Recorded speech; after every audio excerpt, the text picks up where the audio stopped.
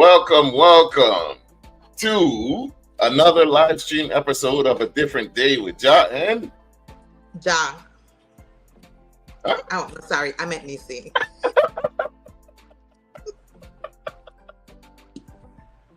I thought you trolling me, dog. What? Wait.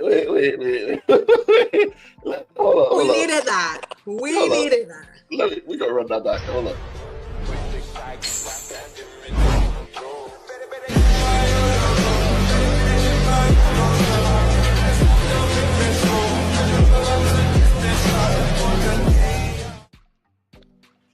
Welcome to another live stream episode of A Different Day with Jah and Neci. Hey, there she is. It's not a different day with Jah and Jah. It's a different day with Jah and Neci. Thanks for tuning in. We appreciate you. Thanks for coming through. You know, we're live streaming on 101.3 Row FM Plus, meaning we're streaming live to the Row FM's Facebook page. We're also on Same Differences YouTube and Same Differences Facebook page as well. So, as you can see, scrolling beneath on the banner, there's where you can find us and 101.3 Row FM's Facebook page. You go to Row FM on Facebook. You'll see on their logo, there'll be a live. You can just click in the center of that red circle and it'll take you here. All right. Well, yeah, man. Thanks for showing up. How you doing, Neci? You're a little bit off your game. What's going on? I did it on purpose. That was fun, though. Oh, you did it? Oh, okay. Welcome. Because the news is a little heavy sometimes. We need a little. It does.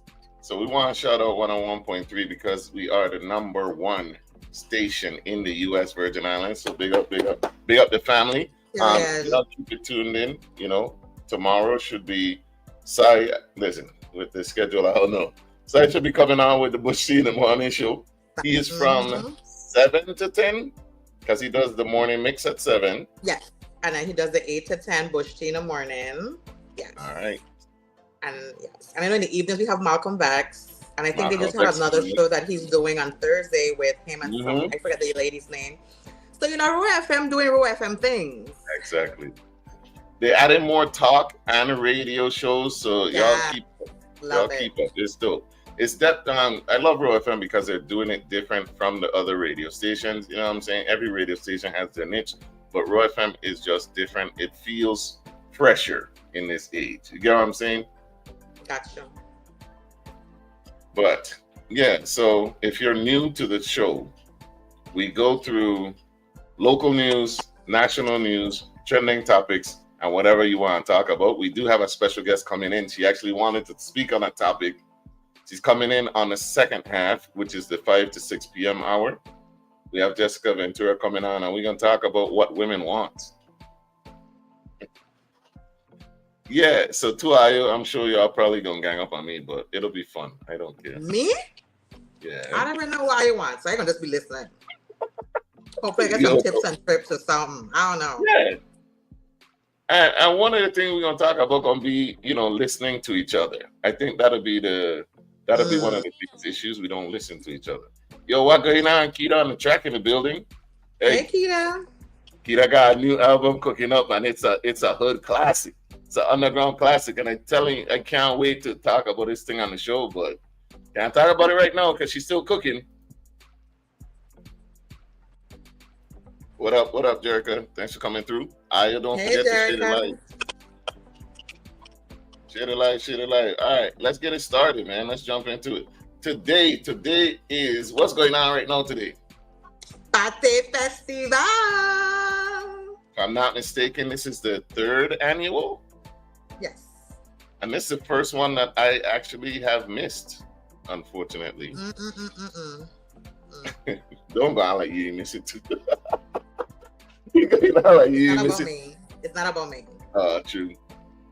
Hey, she gonna send you that album. I gotta send it to me. She don't beat me up. She want you to hear the album. I'm telling you, it's a classic.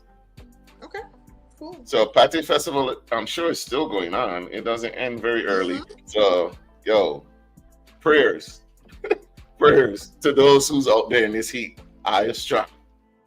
That's what I gotta say. Because for the last 2 years, sweating bullets, and even if you did have an alcoholic drink, it won't stain you. It's coming straight out. So, yeah, thoughts and prayers. I had a PTSD last night about last year Party Festival, and I was like, I don't even sweat like that. Like the way I was sweating last year. Like I even had to tie out my skirt, and my skirt was very light. It was very thin, and I had to tie it up around my ankles. Like,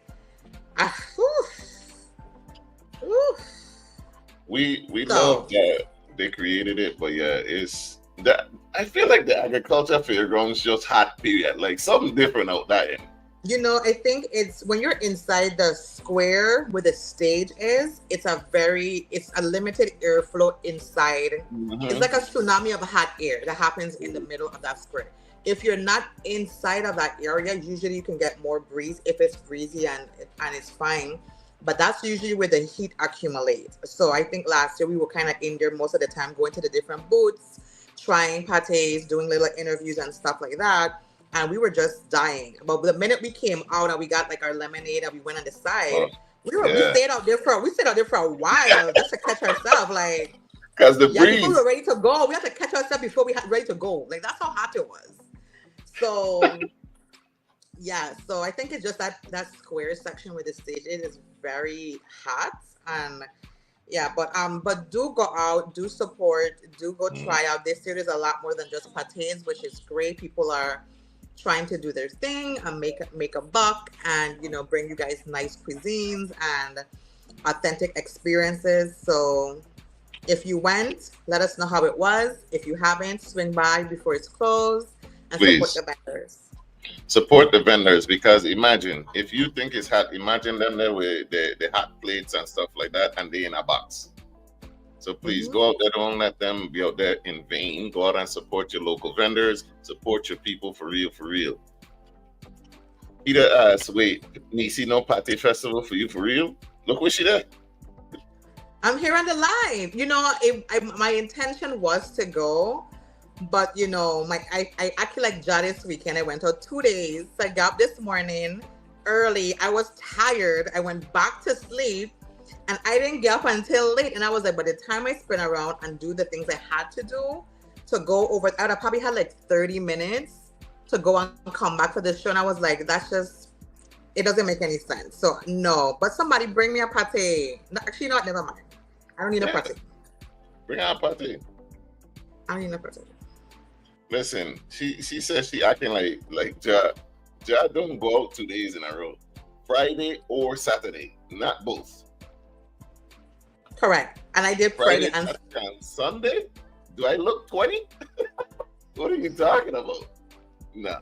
And it wasn't even two late night events. It just was. Yeah. After a certain age, them things become draining. Jerica said Department of Agriculture need to invest in those shade sales over the East States. Absolutely. A few of those shades would definitely help. Maybe. I don't know if some big industrial fans. Don't know. Hey, good afternoon. I'm working. Hey, thanks for coming through. You didn't get to go either, I'm assuming. Dang. Hopefully everybody gets to try the party they want. I know last year was a little crazy when it was all done.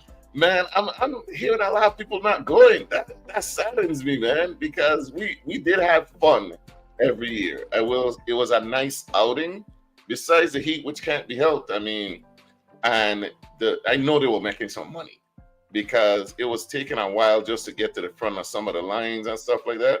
But I mean, they're making money, which is good. It is. Yeah. My life just didn't align today to go, so. You did what? I said my life just didn't align the way it was intended to go, but my intent was to go, but it didn't work out. Your life or sleep? Which one?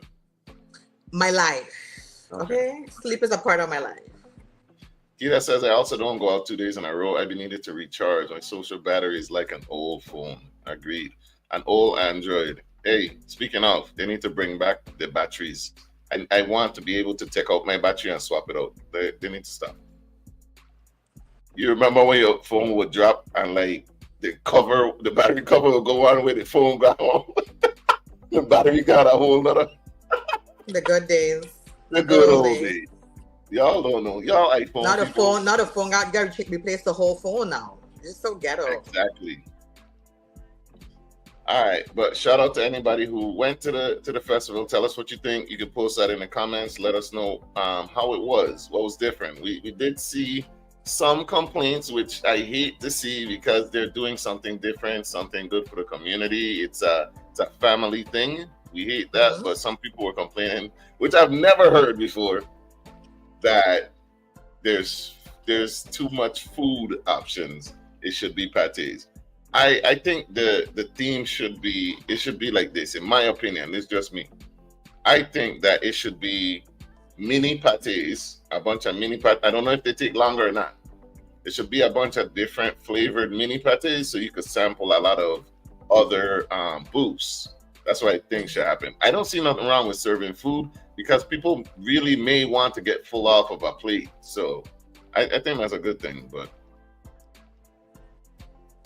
no, I agree with you. It's you know, and I think like as from my experience, like last year, we tried a lot of booths and we sampled a lot of pate, but I was pateed out.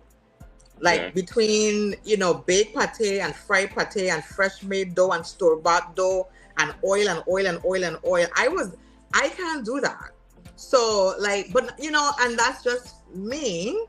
Right. So I like that if I buy a plate of food and it comes with a pate in it or something, like that's cool too. Like you have to make it a genuine experience. And pate is great, but it's not filling. So if you want people to stay and to linger, definitely having a plate of food and music and stuff. People will stay and sit and eat their food and, you know, listen to the music and vibe out. So you gotta have, you know, if you don't have pate and you had no music, then you'll be like, oh, they just serving pate alone. Nobody's gonna be happy with everything. I see nothing wrong with the food. Go support the vendors. They work very hard to prepare for this. It's very time consuming, labor intensive.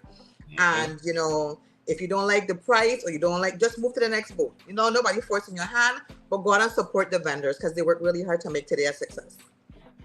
And keep in mind, this is not a not-for-profit type thing. These people are trying to make the money back, make a little change. Like, there's nothing wrong with it, man. Go out and support. If you have a little time, go out, get some quick, just one or two booths. You know, you don't have to spend your check, but support the people. Agreed. All right.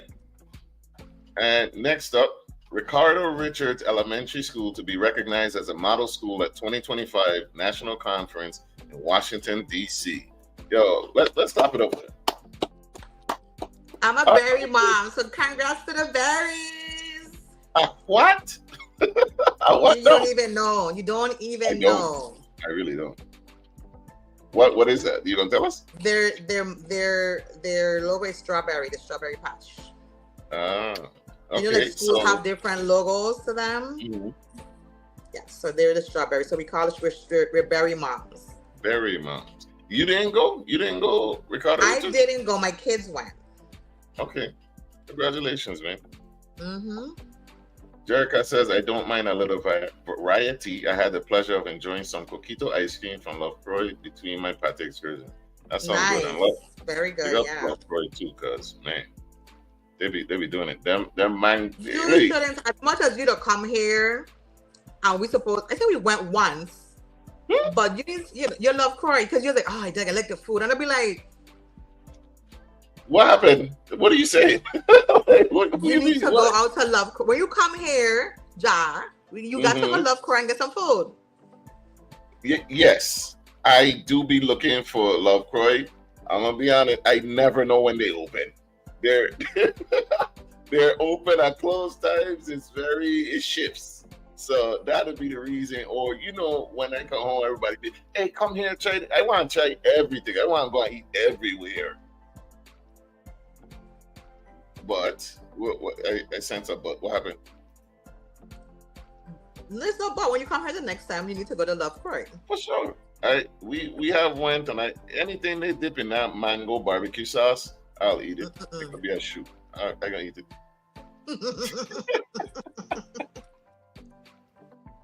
All right. Can you read this one? Sure.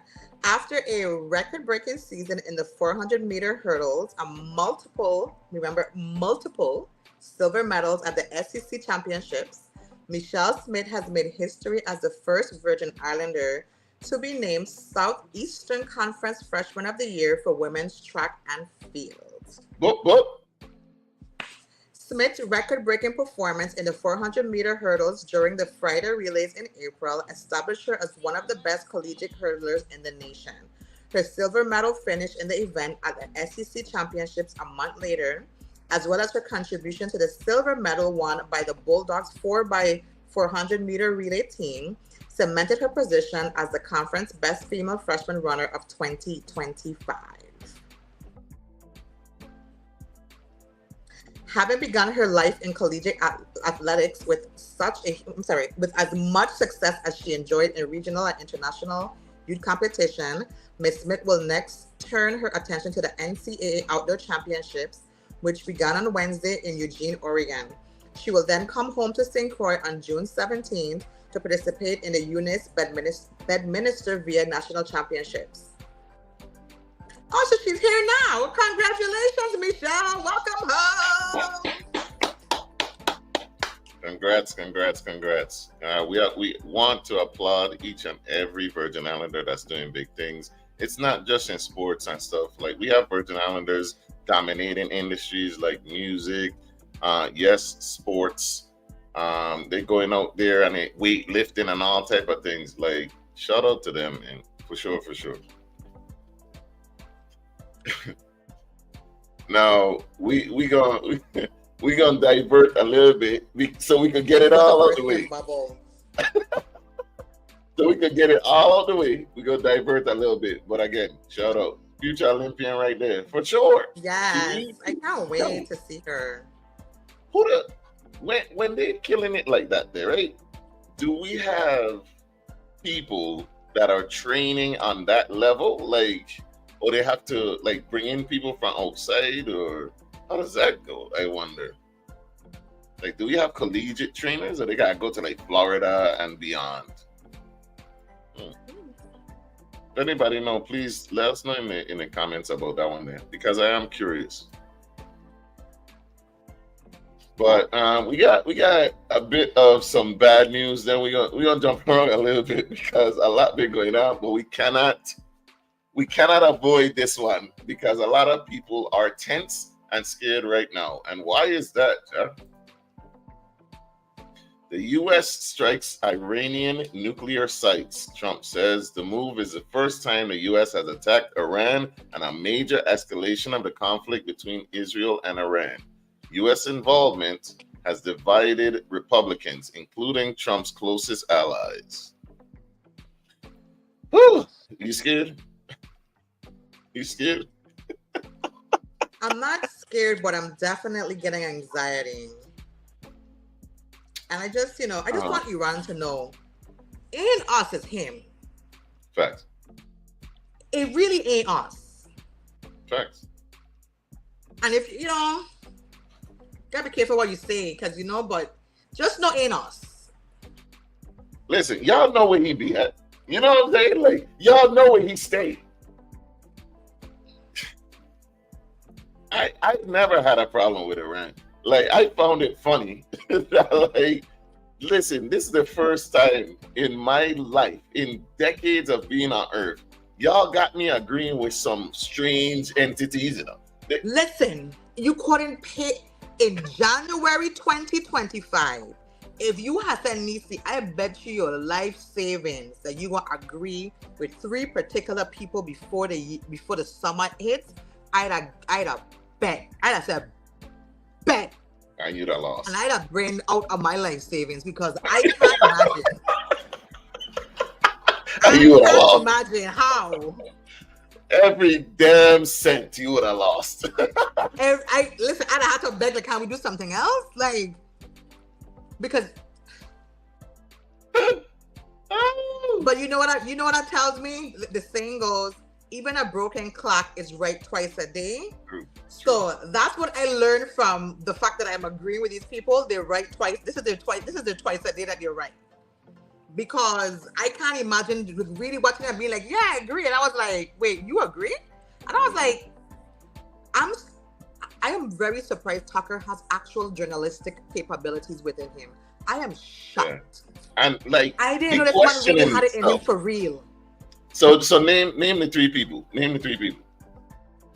Tucker for sure. Owens is the other one.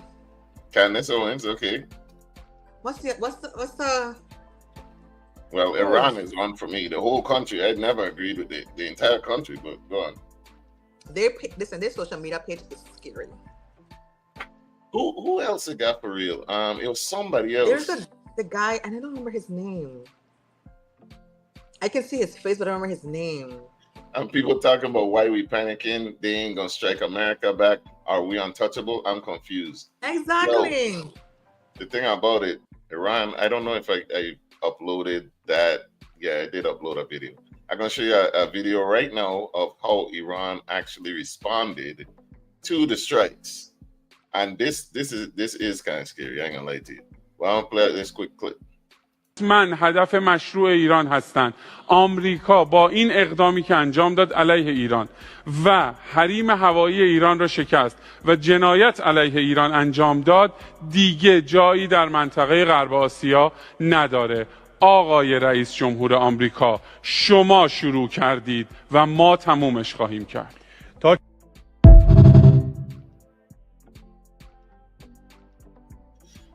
That don't surprise me. Iran is a Virgo. We gonna end it. Iran is a what? A Virgo. We gonna end it. We don't make idle threats. We're here to make social media trends and be fit. Nah. And we ain't gonna do it when you want us to do it. We're gonna do it when you think we ain't gonna do it. Exactly. And you see, like that's one of the pitfalls of like the US just pulling up in other people's countries and having all these bases where they really don't want us. Now we're targets. Like, it's one thing to stay in your country, like you got to come over here, but to be in their countries and think that we're safe, that's people's children. It is. It is. And then additionally too, here's the thing. Trump campaign ran on if Kamala won, she would start World War III. Mm-hmm. That was one. 6 months into his presidency, and we're practically a blink away from being there in 6 months. Then he blamed President Obama for a failed agreement with Iran, when they actually had a soundproof deal with Iran that he voided in his first presidency and couldn't renegotiate after it was voided. And then thirdly, unfortunately,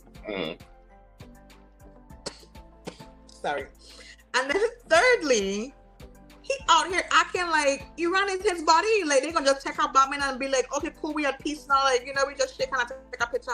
Iran? The United States of America airlines have already pulled out of these countries. They had a news conference yesterday where whatever the lady name who does the press conferences said that the Americans who are in those countries have to find their own way home. That's the same thing they bashed Biden for when Biden pulled out of Afghanistan, and they felt like he left people behind. They trashed him for it, right? And now you just went to bomb a country and you're saying, oh, well, whoever is over there that belongs to us, you got to find your way back. But then Americans, the flights like your Delta and your American Airlines are already saying, we're not flying over there. So how they get home? So it's okay when you do it, but not when other people do it. Exactly. It's like the same issues that happened and he criticized, like he's doing the exact same plays to him. And it's crazy to me. And no one is questioning his mental stability. We're not going to question his mental stability. I think it'd just be hard to gauge. Biden couldn't have done this. No, but I think it'd be hard to gauge. Like considering that he could barely make it through a conference without going into multiple topics, how do we gauge what is a fully functioning him to a, wait a minute, sorry. Woof. Ugh. Disclaimer. The views and opinions on this show do not necessarily reflect the views of the broadcaster. Any blame that you want to place, please place squarely on Jah Neci. On Jah. Because Jah got me here getting irate. Sure, put it on. I blaming Jah. I don't know who y'all blaming, but I blaming Jah. Okay, just put it on Jah. Like, whatever gets said, blame me. I'll take responsibility for it. If I get fired, it's whatever. I have never feared quitting. I don't know. But hey, good afternoon. Looking wifey. I see you looking good on your socials. Keep it up. I love it. She out and about. I hope you out there buying toilet paper. Hope you out there buying toilet paper. Don't be minding her business. She out and about. That's all you need to know. Hey, Beagle, like, this song is a banger. I fear this might be a hit. I will vote for Donald Trump. Listen, that's a jam. Hey, is that a Latin song that they made? Yeah. Come on. You hear this song? No. I will vote for Donald Trump. You ain't never hear that? Whatever gonna happen is gonna happen, and I ain't gonna stress over ish. I can't control. That's kind of where I'm at, and I don't know if that's a good or a bad thing. I'm kind of like, whatever. Like, I feel like I don't been through too much, man. Like, just make it quick at this point. You know what I'm saying? Yeah. But it's not. I'm not stressed, but it is a sense of anxiety because it's very unnecessary. I mean, even if it was necessary, you can still have anxiety, but we all have people that we love and care about that's somewhere within the United States of America, and you don't want anything to happen to them, right? But that's out of our control too. And of course, you can't live on the edge of the when and the where and the how. But the way this man moving 6 months in, all the things that has been undone in 6 months is crazy to me. I'm saying I got to pull up the track. Okay, I got to pull up the track. Okay, no problem. Yeah, so I'm going to send it to she know. You got hit. It's my gosh. The thing with the Latin guy that got detained and they sent him back. I saw like there was some guy leading something that got either his wife or him got detained and they're trying to like want him to come back. I guess he's dying or something like that. I saw something like that, but I didn't hear a song. So that's a different thing, right? So a different thing. Okay. So it's really two things in one. So yes, there was a girl. Mm-hmm. She's the daughter of a guy that was deported, but he is dying and the care that he needs is here. Okay. So now she's talking about she regrets her vote. She regrets her vote now after. They don't regret their vote. They regret that it's impacting them. They don't regret a damn thing. Facts. They regret that they showed up on their doorstep because they think they were untouchable. So now, unironically, the other thing is these people came up with that song, which is a banger. They came up with a good song, don't get me wrong. They came up with that song, but they're going to vote for Donald Trump. They love their freedom. But the people who came up with the song, the husband has been deported as well. So now here we are. So it almost seems like he's targeting. It seems like he's targeting his support, his like Latino supporter, because these is all very coincidental and strange. I hate to be this dude and make light of people's legit fears, but you guys do know war is a very profitable situation, right? Yeah. All this. Yeah, we know. The powers that be. It's profitable for people that are not like us, though. Always for the 1%. So we know somebody gonna get some oil, somebody gonna get some money. You know what I'm saying? But who gonna get hit? Us. My take is, why would it automatically be World War III? The entire world sees the farce that is America as it is right now. Why would they back this craziness? The man don't honor anything. Once oil involved, watch how many other countries gonna get involved. Neci missing out on a bad tune in front of Cubans. Actually, if not mistaken, the woman who's singing, her husband was detained by ICE. I think he was either detained or deported, one of the two, but they got it. I know that. Yup, karma is quick. Hasn't even been a year yet. That's the sad part. It feels like it's been 12 years. I feel like I've been 12 years enslaved already. Neci, they hate it's affecting them. That's exactly they do. They don't regret their vote. Anybody that tells me they regret their vote, they regret that it's impacting them. That it should, the boogie monster that they want us to believe wasn't true. The one that we tell them was real. And they're like, no, that's the one that came to their door, didn't knock, walked in and showed his face. And then you're thinking, I vote for you, and the boogeyman gonna do what the boogeyman does. Facts.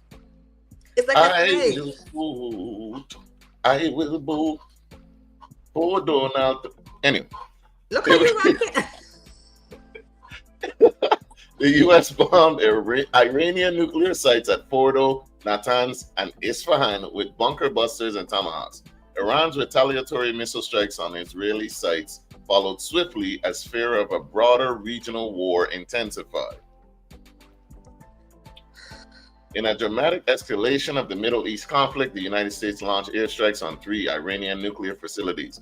Before I go any further, keep in mind that these articles, this one is from the VI Consortium. You can go to their page to find the full article. We're just taking the snippets from it. All right. So the United States launched airstrikes on 3 Iranian nuclear facilities, Fordo, Natanz, and Isfahan on June 21st, acting in close coordination with Israel to target Iran's nuclear program. Working in close coordination with Israel, but not Congress, is crazy. President Donald Trump hailed the operation as a spectacular military success, claiming the sites were completely and totally obliterated to prevent Iran from acquiring nuclear weapons. The strikes, which marked the first direct U.S. military action against Iran, followed Iran's surprise attack on June 13th, which killed top Iranian military commanders and nuclear scientists, igniting a cycle of retaliation that has deepened regional instability and drawn global condemnation. Iran's swift and devastating missile barrages on Israeli cities have caused significant damage, while the ongoing war in Gaza, widely criticized as a humanitarian catastrophe, continues to fuel tensions. Iran responded swiftly, like Iran does, to both Israel's initial attack and the U.S. strikes, launching hundreds of ballistic missiles and drones at Israel in operations dubbed True Promise 3. You know it's real when they name the strike. On June 13th, Iran fired over 100 missiles, striking Tel Aviv, Haifa, and Jerusalem, with at least 9 sites hit, causing widespread damage. Israeli media reported 3 deaths and 174 injuries, though Iran's IRGC claimed its missiles evaded Israel's Iron Dome defenses, hitting strategic targets. A direct strike on Soroka Hospital, which is terrible. Hitting a hospital is a war crime. In Beersheba on June 19th, injured 32 people, with Iran claiming it targeted an adjacent IDF command center, while Israeli officials accused Tehran of deliberately attacking civilians. Let me read these comments. You know why people expected any different from this man? That's the question right there. That's the question. Because the first one was like a test run. His first administration was like a test run, but we saw who he was. So y'all went ahead and elected this one again. I thought it would be easier when he can't be reelected. They thought Black Americans would have been deported instead. Racism equals to. It is stupid to be racist and expensive. That's what they don't talk about. It's also expensive. Look at it like this. Name one country that America occupied where it wasn't something in it for them. Well, no, they wouldn't. They always go under the guise of freedom. Why they never intervene with the atrocities going on in Africa for decades? Facts. Well, Africa got a lot of resources, you know. Africa got a lot of resources. Cobalt, gold, all type of resources. So I wouldn't necessarily say that, because ain't nothing in it for them. But the African countries are starting to rebel against occupation now. I wonder if Burkina Faso taking in new residents. They are actually. Why saying, hey, what going on? What going on, Darren? Happy birthday, Darren. Happy birthday, King. Happy birthday, Cancer King. Part 2, the revenge tour. I knew he was coming back with a vengeance for sure. Mm-hmm. I will vote for Donald. See that again? Means you gotta get up by this song. This gonna be a platinum single. It's only me who don't know this song. Yes, this gonna be a platinum single by the time we get up this episode. Hey, thank you, Neci and Jah. Yeah, once again, it is Darren Bear George's. I don't know how old he is. His birthday. Happy birthday, guy. This is the contrarian we hate to love. So what you guys say about the the Iran strikes, man. I'm tired. I think we all are. I'm tired. Like Pana said, I'm not trying to downplay anybody's legit fears or concerns, but I feel like we've been through so much at this point. Is like, man, should I be scared? Like, damn, we don't been through a lot. People just numb. Yes. All I know is McGraw-Hill hiring, so y'all probably need to go about there and apply. McGraw. I know they booked and busy. They gotta be overwhelmed. McGraw-Hill. Yeah. You know who's McGraw-Hill, right? Ain't that the textbook people or something? What are you talking about? I know they booked and they're overwhelmed. Hey. They can't type up chapters fast enough. Okay? Them history books gonna be fast. We're gonna have subdivision textbooks. You're gonna have textbook A, B, and C or something. You're gonna need the rollers. They're gonna have to drop off a decade or something or somebody. Like, listen, we gotta drop off the first 2 centuries because it's important, but just the 2000s alone is its own facts. It's its own thing. It's been a wild ride. Usually one book takes you through a few centuries. We just need one for just the 2000s only. Man, Donald Trump moving like he a king or something. Man's bypassed the Congress and ignored the will of the people. Millennials been through it since Y2K. You check? Man. They don't even know about that one there. The world will go end back in 2000. I know about that. We've been through a lot, you know. That's what I've been trying to tell you. We tired. We tired about it. And this should be funny. Let me wipe this. This should not be funny. But our president, right? That man is a character, dog. Here's what he says on his Truth Social platform. We have completed our very successful attack on the 3 nuclear sites in Iran, including Fordo, Natanz, and Esfahan. All planes are now outside of Iran airspace. A full payload of bombs, all caps, was dropped on the primary site, Fordo. All planes are safely on their way home. Congratulations to our great American warriors. There is not another military in the world that could have done this. Now is the time for peace. Thank you for your attention to this matter. Imagine somebody punch you dead in the face, right? And then say, now is the time. Let's negotiate.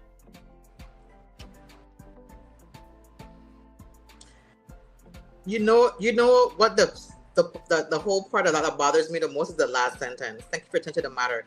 That reminds me of Hunger Games. When they used to make the announcements, think about it. At the end, they used to be like, thank you for your attention. Yeah. Like you had a choice but to pay, like you had a choice. Because the man of God was right. If you had to be in the circle watching the news because you didn't have a choice. That's what it reminded me of. Oh my God. Like, we are in dangerous times. Like, this man dropped bombs on them. Mind you, before that, he said y'all got 2 weeks to negotiate. He get in less than 24 hours, they were dropping bombs. Mm-hmm. So not only he punched you square in the face, but he told you, hey, let's talk in 2 weeks. And then said, let's negotiate now. Because we want peace. We were peaceful already. You undid the peace. But you see, he wants to be able to have the peace attached to his name. That he created peace. Like, this was not his doing, not his fault. And but he will make it right so we could have a peace and we could say, give us peace. Oh. And that'll be one of the craziest parts of it. Durka says we can't get a break, crisis after crisis. The thing about his presidency, right, is he literally will start it. He literally will create the crisis. We get all out of sorts and stuff, and then he will pull back on it and say that he fixed something. That'll be wild. The stock market, the tariff war, now this year, crazy. Never forget who dropped the bombs first, Don't forget that. We the millennials, back got to be strong like concrete. We've been through so much. We really have. I think we're becoming desensitized since COVID. My stress box gone bush since then. Same. Now when I see ish I should be worried about in the news, I just mentally parking a lot of it. And I'm the same way, man. Like it'll just roll out and I feel some type of way that I hear this news and I'm like, I know I should feel out here. I should be going and get toilet paper or batteries or candles or something. But it's just like, man, like whatever. Here we go again. They have the electronic versions now. I wonder how quickly it updates its recent events. I wonder if it's like the Times.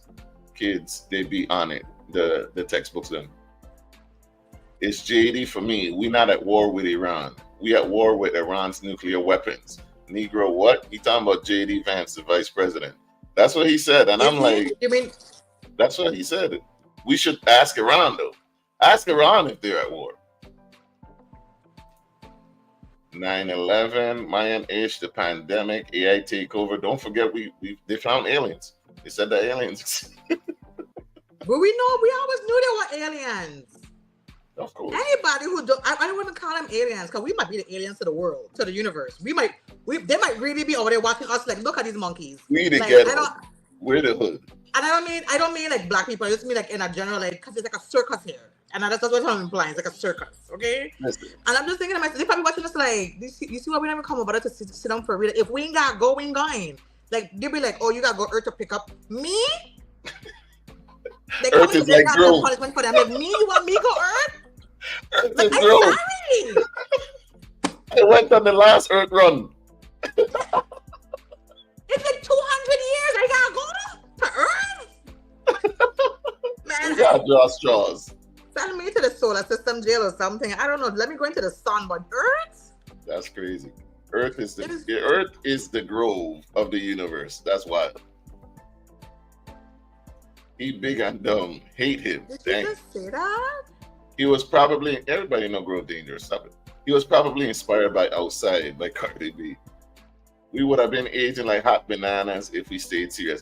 Yo, that's another thing, you know. We're not aging.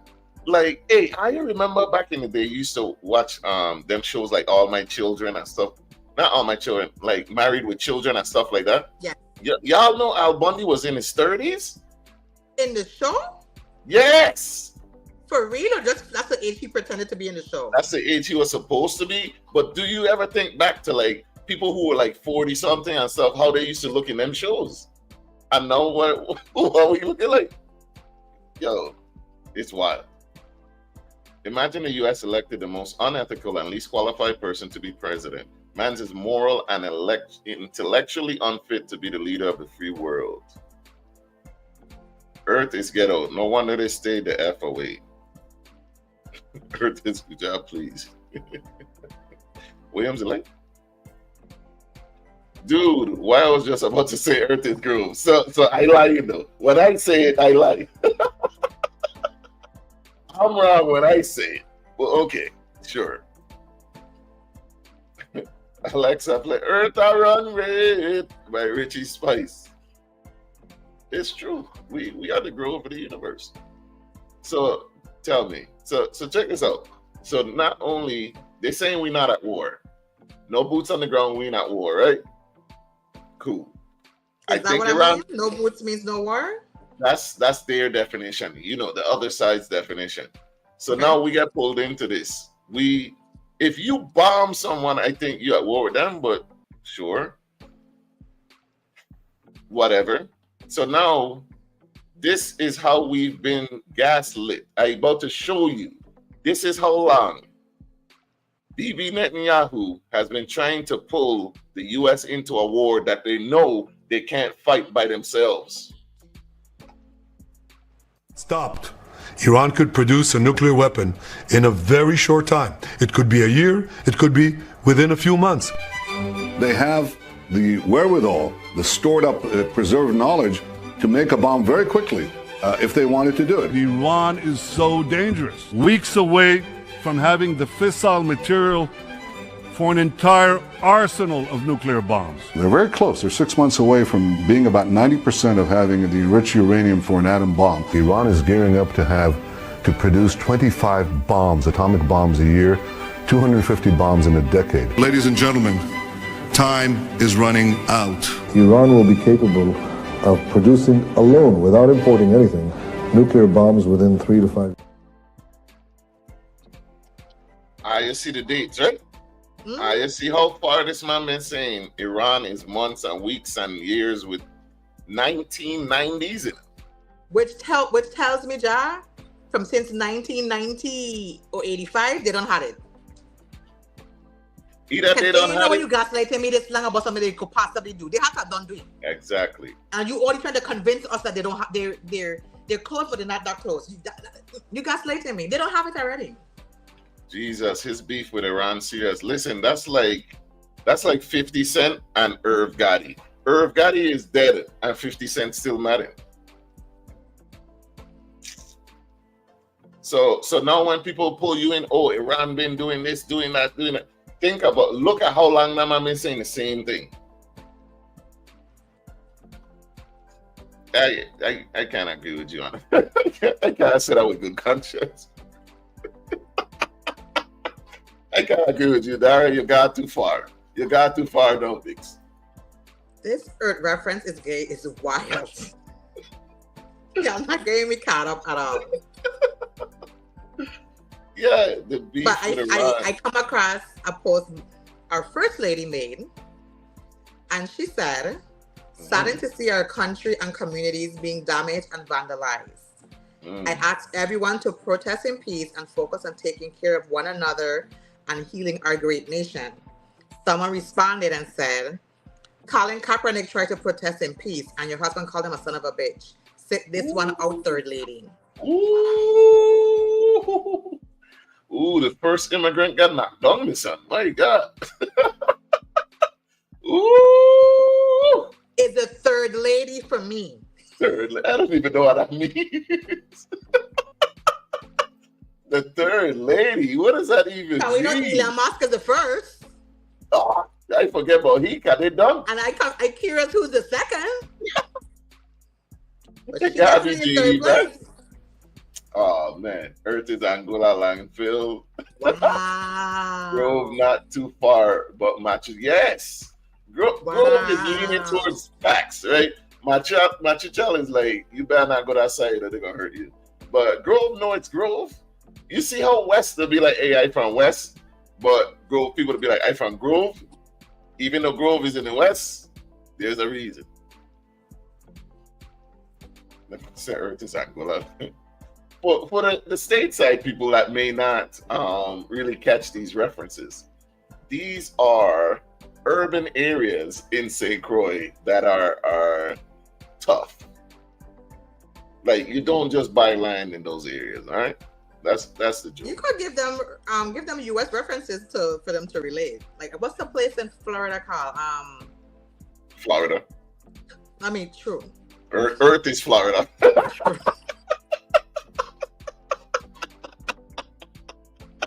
Man, never mind. Oh my God. Trashy as F and often on fire. True. We had them cars burning up. Hell, that war they done? There was a war in California, ain't it? That they done? They had Marines there, yo. Not Earth is O Block. I must say Earth is Chicago. O Block, specifically. Oh man, y'all funny. So let's get. Hey, so do you support Iran? Would you say that? Would you go as far as to say I support Iran? Or Israel? Israel. Sorry, do you support Israel? You know, honestly, I don't know that much into the whole situation to even answer that for you. I know they're beefing, but to say what, like, specifically who's right or who's wrong, I really can't. Okay, fair enough. So if you ask Jah, do you support Israel? This is my response. Jah, do you support Israel? Who? Who? Support who? All right. Well, for a Florida reference, we can say Earth is like OBT in Orlando. I never heard of that one, man. I never heard of OBT. Earth is MLK Boulevard, which is adjacent to Grove for Seaside. Any MLK, I've noticed that any MLK is kind of hood. You ever notice that? I really discrediting this man good name. Listen, he worked so hard for, I don't know. But it makes me think, is that on purpose? You know what I'm saying? Like, Earth is stereotypical Africa. The one that they show, like they bypass the highways and infrastructure and go to the other side and then show you that. All right. So we got a guest coming on in a few minutes. We're waiting for her to come through. Until then, though, we got a couple more stories that we need for you guys to hear about. All right. OJ, I want to see why you think about this one. Whether high school students should be paid for on-the-job training became a central point of discussion during Thursday's budget hearing, as members of the legislature engaged with the Virgin Islands Board of Career and Technical Education over the financial and motivational aspects of school-to-work programs. The conversation arose when the board appeared before the Committee on Budget, Appropriations, and Finance to defend its budget request on Thursday. Senator Blyden wondered whether the board considered it beneficial to have students train alongside contractors and have an opportunity to work with these individuals as we build our territory. It makes a tremendous difference, but the problem is, who's going to pay these students? Replied Joanne Murphy, the board's chair. Many of these companies, they can't afford to pay our students working during the summer. Senator Kurt Viale responded, there was never no paid component to get a student to go into a school to work component, he stated. It was part of the vocational track. What they were receiving is training. Somebody in the field was training these students, and that was the trade-off, he continued. We need to stop saying that we need to pay in order to have a school to work component. Senator Viale, a former school principal, argued. Instead, he emphasized the need for transportation to carry students to and from job sites. Stop saying we need funding. We can't do this, he told the board's leadership. He pushed back further against the desire to pay students. He wants students to be intrinsically motivated to take these courses. It was never that way. Let's try to get our students moving in the right direction without that carrot in front of them saying, oh, we need money. Ms. Murphy maintained that I appreciate the past support, but we do need additional support to make this happen. Her statement prompted Mr. Viale to question whether the program would cease to exist if small stipends could not be paid to students. It was Ms. Murphy's reply that we're still trying to have it. These students need to go out and get the experience, and there's nothing in the law that states that they have to have a stipend, continued an impassioned Viale. We need money for equipment in the classrooms to teach them the latest methodology, etc. Let's move on to where we really need to get this. But for Anton Dews, the board's executive director, the problem is much larger than simply a desire to pay students. In the last 15 or 20 years, there has been a fundamental change in attitude of young people towards work, towards money. He explained, it is not that we think that we have to pay people. I think that in today's society, young folks are looking at the dollar more than they did in the past. So y'all weigh in here. What do you think about this? Paying students for OJT training. What do you think? You want me to go first? Yeah. Honestly, I'm on board. I'm on board with VLA to an extent, right? So okay. If this is happening during the school days as part of their requirement to graduate in these fields, I don't see that the payment is required in terms of doing that. Sorry, I was trying to add a thought and the post popped up and I read it and it threw me off. You can't be reading while you over there talking. It wasn't my intention, but it popped up and one specific word caught my eye and I was like, I'm sorry. Go sorry, ahead, y'all. That got me over. See, he got me over here. You know. Yeah. So no, but for real, because what I find that people graduate with degrees and certifications, and the problem always is they have no experience. If we're giving these kids the experience that they need to be training under certified individuals in their field, and they can graduate with both, I think that will in turn gives them a higher chance of being selected in their respective fields because they already have some experience. There's a lot of issues with these, and I'll give a good example. My son has he has his degree. He didn't do OT. He didn't do on the job training specifically because I guess they don't do it anymore for his area, whatever it may be. And it happened during COVID too. So it's a whole slew of things. His big issue is because even though he has 2 degrees, 2 certifications, he doesn't have a lot of experience after graduation for them to hire him in his certified fields. If he had some training, some of them said even 6 months. And I'm like, that's technically half a semester. Yeah. You know, so in turn, yes, we all know that these kids deserve to be compensated and can be, and so on and so forth. But in the long run, it does work out where it should be part of their curriculum in the first place. To me, I feel like we have all these cameras running up on St. Croix that nobody monitors because there's no funding. UVI has a cyber tech division. Part of their requirement should be to intern for 6 months at VIPD to monitor cameras or whatever, to learn about IT and all those kind of things. That's the kind of things that should be happening. And it should be happening in a time period where it doesn't impede them from actually being able to go out and work outside of their normal class schedules, if so need to be. It should be part of their requirements. But again, we're in a society where the dollar does speak and people don't want to do things for free. And everybody wants things right now and not work for it to get it later. And I understand. And so I see it both ways. But I think it's very beneficial that they do OJT.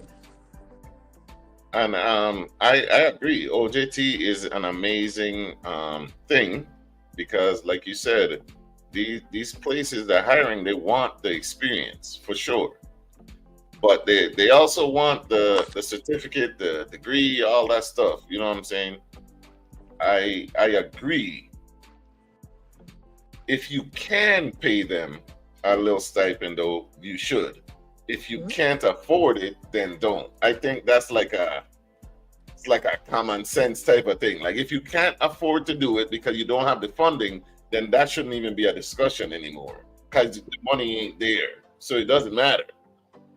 If you're gonna continue the program and you can't pay, cool. But if you can pay them something like to transportation or something, because even Job Corps, they pay a little stipend.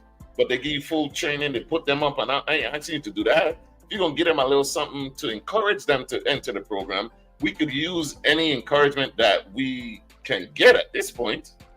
You know what I'm saying? Because yes, the parents can encourage, but at a certain point, sometimes it'll feel like you got to force them to go. It's another thing if it during school hours. That's what I said. Is this not happening during? Because before it used to happen when we were in school and thereafter, people used to leave school to go do OJT all the time.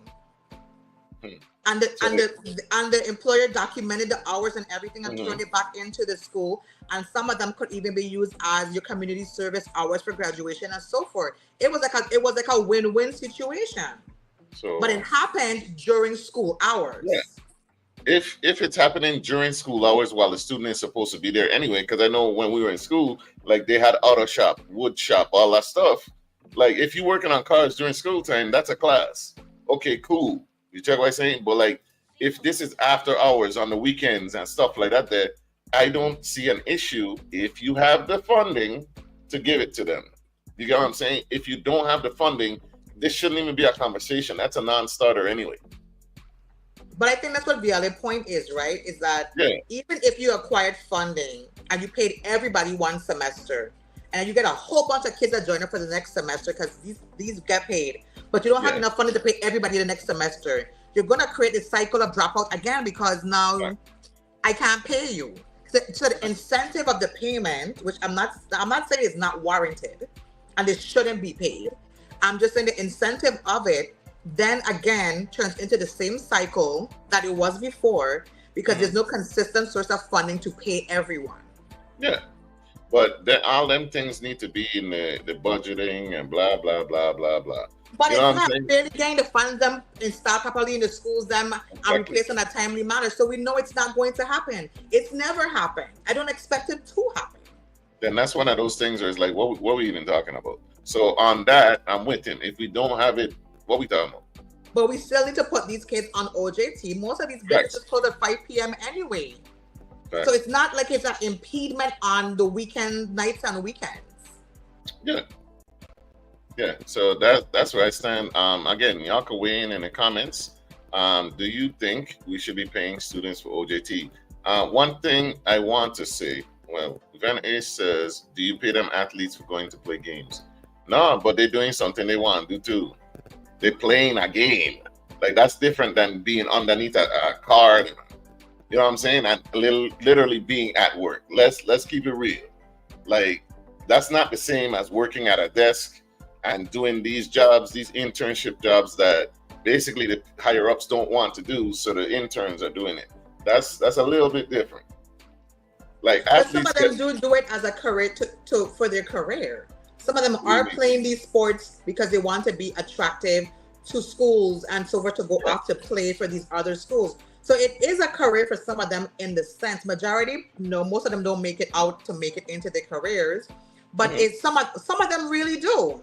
So, but then you can't say, oh, I'm going to pay the ones that are serious to make it a career because it's part of their OJT, but the other ones who just playing for fun, we don't pay those. And that shows off the synergy of the whole concept as well. So some students are playing sports because of the athletic benefit, and they want to be athletes, and that's their career.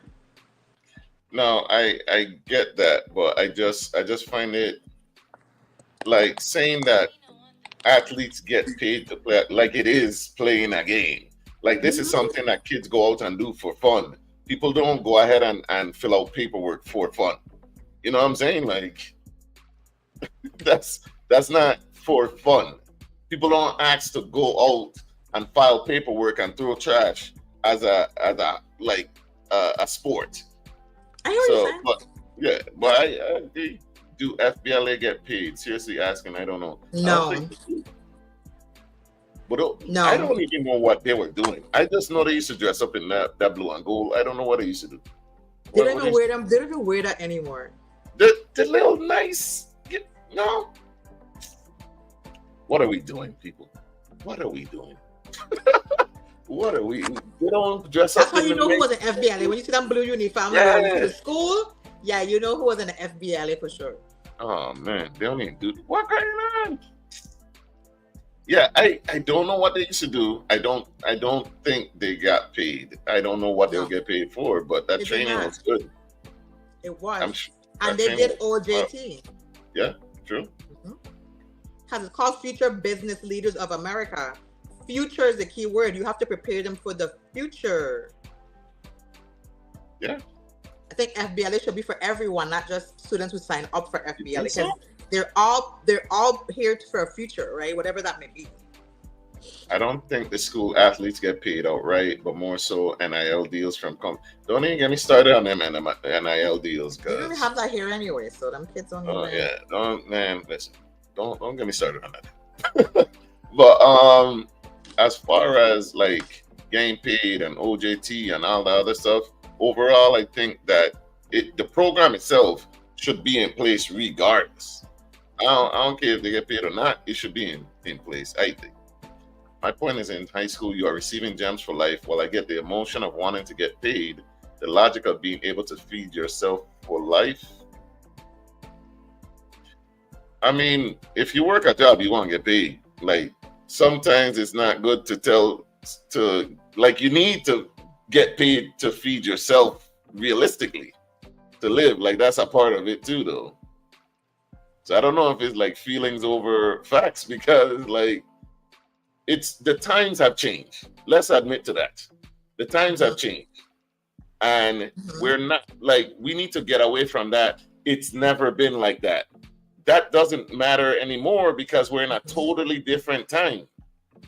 Like, if it's an incentive to get them into these things, knowing that it doesn't pay well as well as OnlyFans, maybe we should do it. Because they could start that at 18. So I hear what they're saying, because I used to do a lot of recruitment, and I used to do a lot of HR interview. I used to do a lot of interviewing for hire and so on and so forth. And some people's resume sounds good because they have degrees and whatever. But when you speak to some of these people, they don't have the experience. Yeah. And sometimes you want to be able to be like, I wish I could curve this for you, but I can't. Some of them still have their school, high school email and their letterhead. And I'd be like, why are you gonna hide? Why uttering too cute for you at yahoo.com? You want me to email you back at too cute for you? or some there was one of the guy, his name was like the realest to ever do it. Like, why am I emailing you? Big Booty Peaches 2023. Like, you put it on your resume and then you upset, and then you come into my interview and somebody have coming in their slippers. And I don't mean like nice sandals, I mean slippers. Okay. And they're sitting there and I'm watching them like, there's no OJT. And they do, and OJT isn't a success for everyone. So I don't want to seem like, oh, they all do OJT, they all be great. But the on-the-job training that they need before they even get on these jobs is definitely missing. Because while I don't think you need to be in these jobs, you know, from the ground running, you should come in with some basic understanding for the field that you want to work in. And what your learning curve should be is how the organization expects you to accomplish it. Because every organization have a different expectation, but the basis of what your degree is in should be common regardless. Mm-hmm. And they don't have that.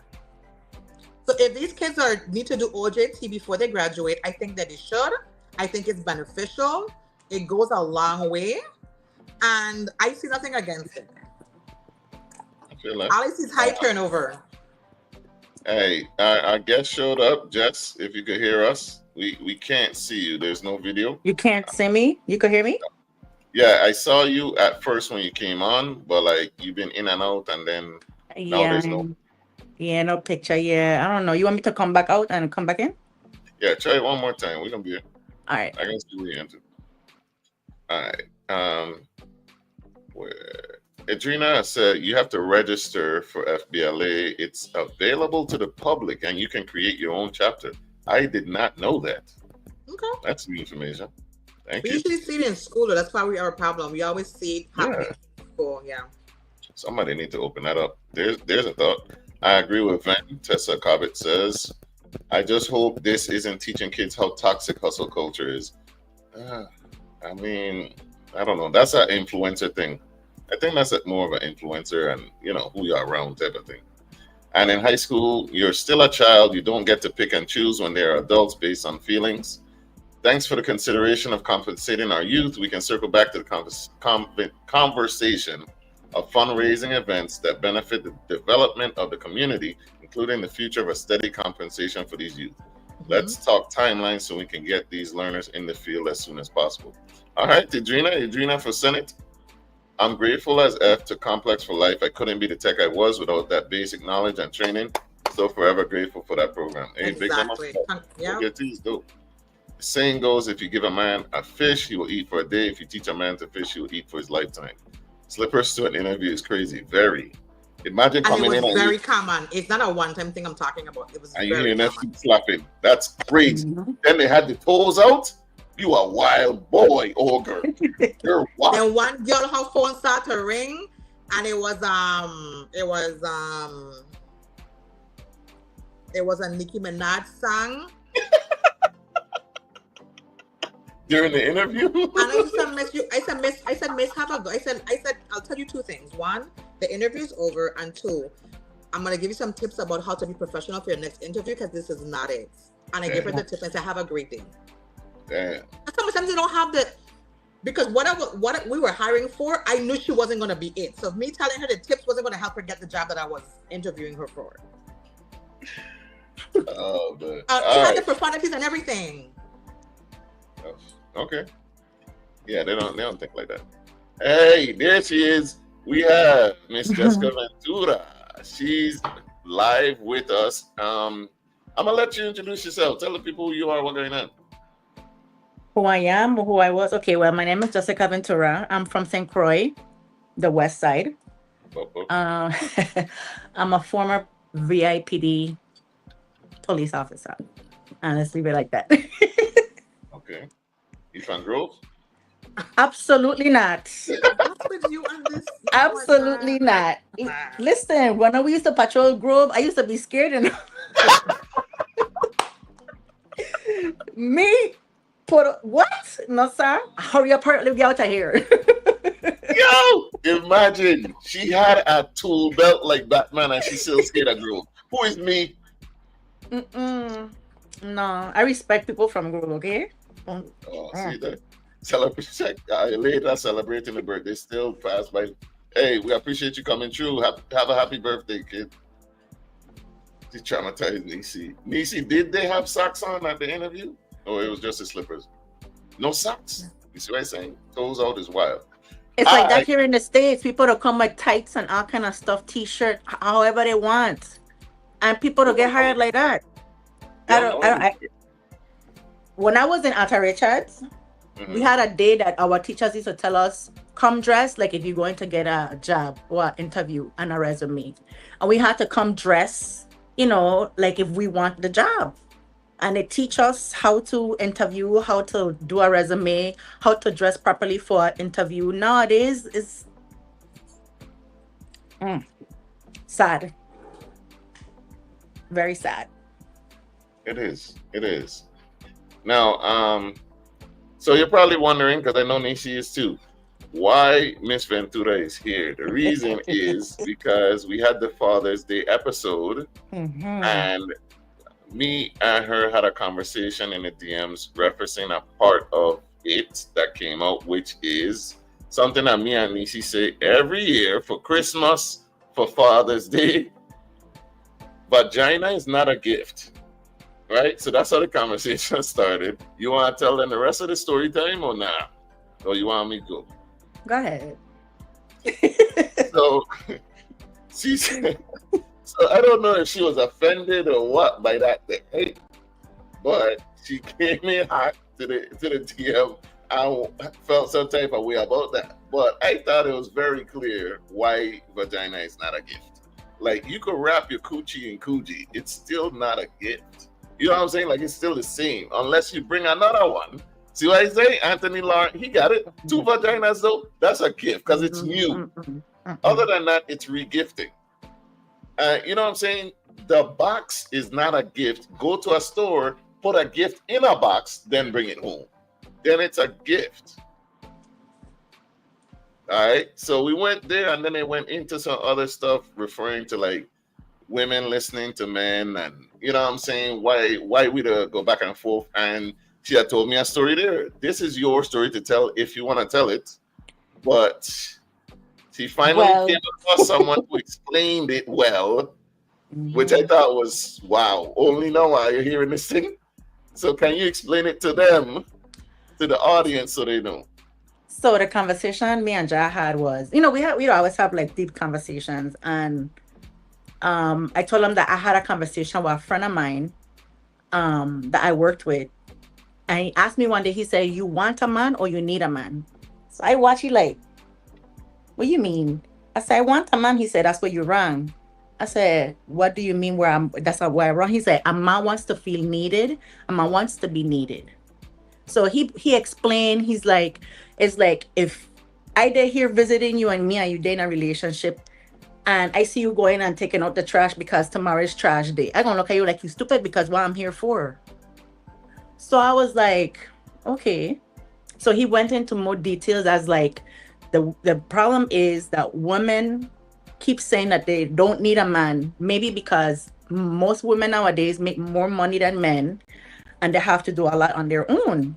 But when you see that a man is coming into a relationship and he's giving you this, hey, if you need me, I'm here for you, and you don't take advantage of it. Some women take it like as an insult. It's not an insult. This is why we're here. We are providers, not just financially, but we like to provide. We like to feel needed. If something needs to be fixed, if you need, if you need to talk, but at the same time, it's like it has to be both ways. So when he explained, I was like, so I've been mixing up my needs with my wants. He said pretty much, and that's why a lot of women that like yourself that work and support yourself, have a hard time finding somebody because you guys always feel like, oh, I don't need a man. I don't need a man in my life. Yes, you do need a man in your life. So when the way he explained, I was like, wow, I never looked at it that way. So then after he explained, he said, so do you need a man or you want a man? I said, I need a man. I need one.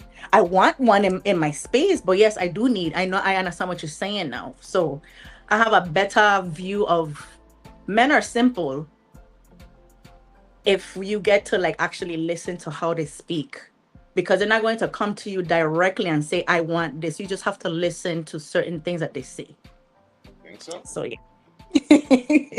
That's interesting. Now, what do you think about that assessment, Neci? I'll let the women go first.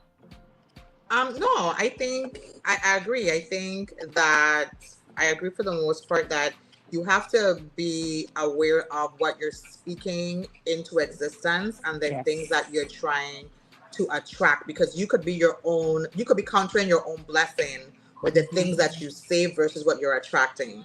So you have to be more clear in what you know you want and what you know you need, and how does that look? What does that look like for you? Correct. And to ensure you're attracting those things that you want or that you need. So his example was a good example. I wouldn't say to me, need is like survival, and then so that's how they always taught us what your needs and your wants were. Need is things that you need to survive, which is your air, you need food, you need water, and so forth. They never teach us that we need a human being. So it could just be a learning or unlearning behavior that maybe we might do need to start to say we need human interactions or human, so on and so forth. So I'll say that I just want to say I agree to an extent, because we were never taught that needs were another partner. So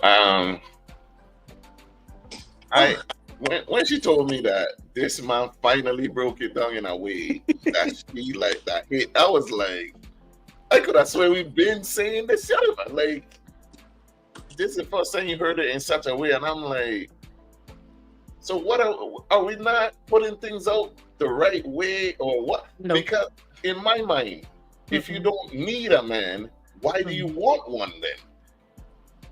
To me, like, so you have to need food to want food? You get what I'm saying? Like, why do you want to be in a relationship if you don't need a man? Just do it by yourself then. If that's what makes you happy, why go out and get with a man or even entertain any dude that tries to holler at you? To me, it makes sense. We need each other. And the companionship that you get from your friends won't fulfill the companionship that you get from a life partner for real. So what are we doing? I think sometimes it comes with trauma, seeing your parents or your mother being a single parent, doing all of this by themselves. And some mothers will say, well, you see how I doing this? I struggling. I'm making sure that I keep a roof over your head and XYZ. You don't need nobody. You don't need nobody. You don't want a man to pay your bills. Like, I've heard that so many times, even me being in law enforcement and going to certain situations and stuff like that. And I'd be listening to some people. I'd be like, wow. I used to just be shocked. Even like my mother, love her to death, but her way of thinking about what a man is there for, I used to be like, whoa, it's shocking to hear. And I think it's trauma, seeing what your parents went through or seen growing up, and then they kind of like pass it on sometimes, especially to females and even to boys, and I think we need to like kind of regroup or reprogram how people think, because at the end of the day, we need each other to a certain extent, even like a life partner or a shoulder to lean on. To me, sometimes I would say I rather, sometimes, depending on the situation, I would trust a stranger more than a family member, because that stranger is not going to go out there and talk my business. But a family, you know what I'm saying? So it's like a lot of learned trauma. And I could speak for myself because I see my mom go through some stuff, and how she is now and how she was now is two different people. I guess because I guess the older you get, you learn. and you learn how to listen instead of, I think the problem with us women sometimes, but I'm gonna say us women, is that we listen to respond instead of listening to, like, this man really is crying out for some type of help, or for me to understand and listen. I think even both sides, we need to listen to each other and hear people out instead of just listening to something and just going ahead and blurring it up before thinking about what you have to say. Because you men are very sensitive. So, oh man, that's a lot. That's a lot to unpack. I don't even know where to start. Okay, so yes, a lot of it does be trauma. I agree with you 110%. Why do you, I want to go into something that you said, and for those just tuning in, this is another live stream episode of A Different Day with Jah and Neci. And we're live streaming not only on Same Differences Facebook and YouTube page, we're also on Row FM Plus on the #1 station in the U.S. Virgin Islands, 101.3 Row FM. Mm-hmm. So I want to touch on what you said there about the trauma that you received, from it was passed down, right? And you said that it'll go, like, a lot of times it'll be from woman to woman in the family, mother to daughter, and so on. Why do you think that seems to happen more often? This is just my opinion. It seems to happen more often going that way. Like, the mother will treat the son a different way than she treats the mother, and like will pass down her trauma more so to the daughter than the son. Why do you think that happens? I always question it, not really asking my mother, but like, for instance, growing up, I'm 6 years older than my brother. My brother could go outside, climb tree, go riding bike all around the island. But me, that's 6 years older than my brother, no, you staying home. Why? Because you're a female, you're a girl, and you have to be home learning, but home stuff. And I'm like, it don't make no sense. But I don't know. I always ask the question, like, why women are more, the boys are the apple of their eye. I don't know. I can't even answer that. I don't know, because I've been there. Yeah, Neci, you have brothers, you have sisters. Did you experience that as well? Yeah, and I think well, yes and no, because for her example, like, me being outside was never a problem for my mother. Like, go outside. But I think what the trauma passing does happen is because, our parents didn't have the tools to explain the fear that they were trying to protect us from in some aspect. Yes. And so the only way that they could have made us understand was to instill fear in us instead of to educate us to understand. And then, so, like, an instance would be, like, I could use myself, where as a young lady, I was shaped very maturely. Voluptuous. Very maturely. And it attracted, unfortunately, not only people my age, but it attracted grown men. Yes. And instead of just having conversations about things like that, it used to, I have to start dressing a certain type of way. And I used to hate dressing like, I was like, I used to go outside to ride my bike and to skate, but why I got dressed like a hat? This is so much clothes. But she's not explaining it in a way that would make me understand. And some of it does turn into like a rebellious behavior, because I can see, you don't restrict my brothers them in how they dress to go outside to play.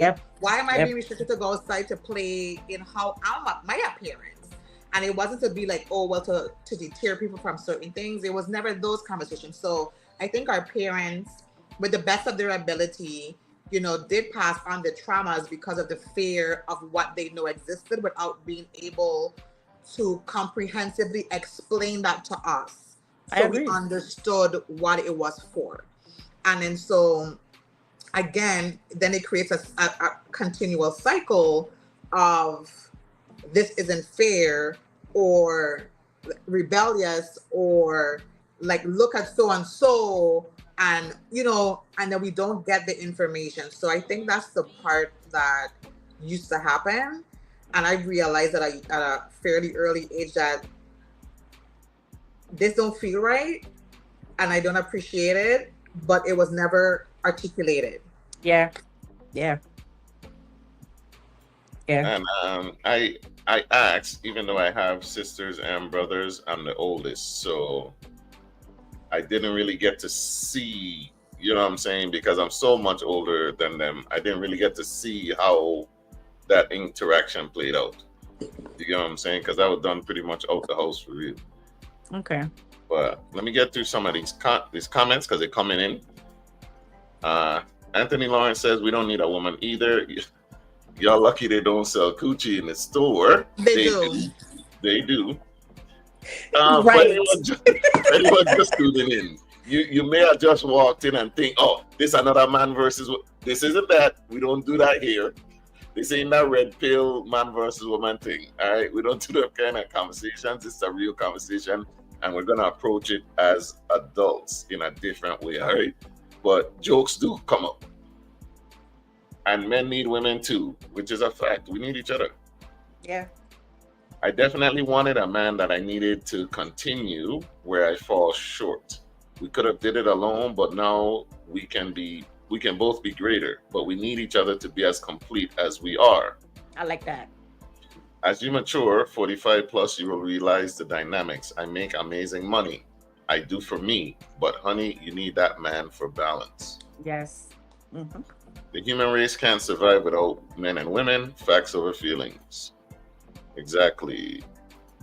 Canceling your own blessing. What I need is reliability, consistency. You could get up by yourself though. So you don't need a man. Is that what you're saying? Or like, matter of fact, it might be a lot easier to get reliability and consistency if you do it yourself. So that'll bring me back to like, why do you want a man then if you want one? Jerica Jarvis, key. And anytime someone doesn't have those attributes, ignoring it for the rest will only end in failure and hurt. Tessa Cobbett, girl, you fine. Why you ain't got no man? What? Trina says, just because you can do something doesn't mean you have to want to do it. Some people can be married but choose not to, and vice versa. Some people can be married but choose not to what? Because you don't get a man if you're married. So why are you? As far as being married, you should see the value of having that partner for you. I'm starting a mature dating service, Anthony Lawrence says, after he just said a while. One of my favorite songs is Man Shortage by Loving Dear. Anthony Lawrence, yeah, man like jokes, so I guess that's why she don't have no man. Tessa Cobbett, is that a bad thing? Very. Hurt people. Sure. Mm-hmm. Yeah. Time and place is right. I'm trying to find a life partner. All right. So now my thing is we do know we need each other, but it seems like I want to know why we don't value listening to each other more, right? Because like when you had told me that day, I was like, so what you tell it? This is the first time you've heard a man say something like that, or you just not figured out that man is simple. Because I could swear, but you, like one thing that astound me, when a man says, hey, I like this, like something I've seen time and time again, man say, if you ask a man, 98% of the time they're gonna say, I like women natural. A woman will come and say, no, you don't. How you will tell me I don't like women natural? Oh, so why you like this pig? Listen, first of all, I told you you're dismissing it because of something you've seen, and then you're judging it based off how you like things. When men say they like something, that's what they mean. When they go ahead and like a picture, they like to see it. That don't mean they like to be with that. Because they also know that coming with the waist trainers, the eyelash, the 10-foot long weave, and it comes with maintenance costs that he might be expected to pay for. Not the 10-foot long. Okay.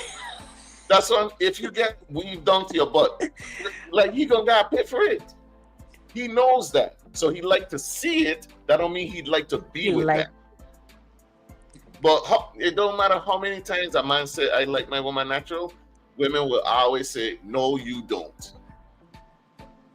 And you know, I say. I've heard a lot of, even here, like in the States where I live, Mhm. I hear that a lot. It's like, no, I like to see a woman.